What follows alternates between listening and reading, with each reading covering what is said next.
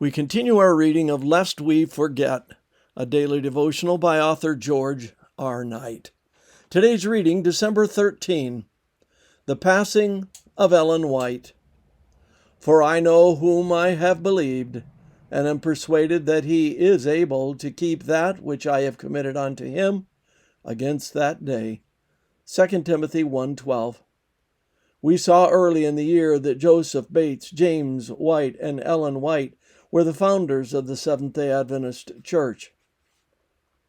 Bates passed away in 1872 and James in 1881, but Ellen continued to guide the Adventist Church until 1915. Although she never held an official administrative position in the denomination, she possessed immense charismatic authority.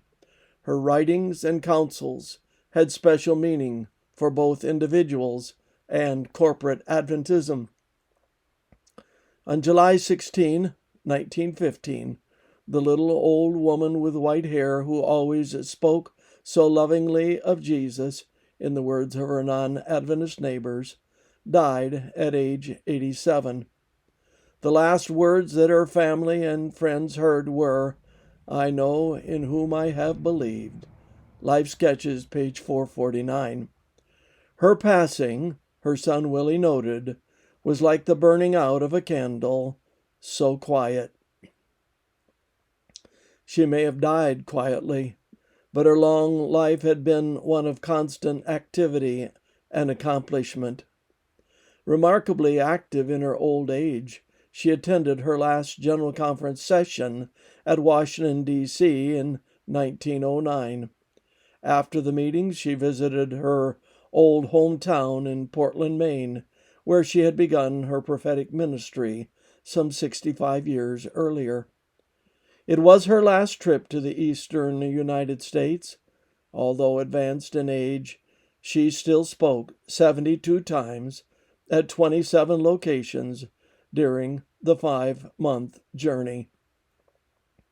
Returning home to Southern California, she devoted her remaining years to the development of such books as The Acts of the Apostles, 1911, Gospel Workers, 1915, Life Sketches of Ellen G. White, 1915, The Final Version of the Great Controversy, 1911, and Prophets and Kings, published in 1917 after her death.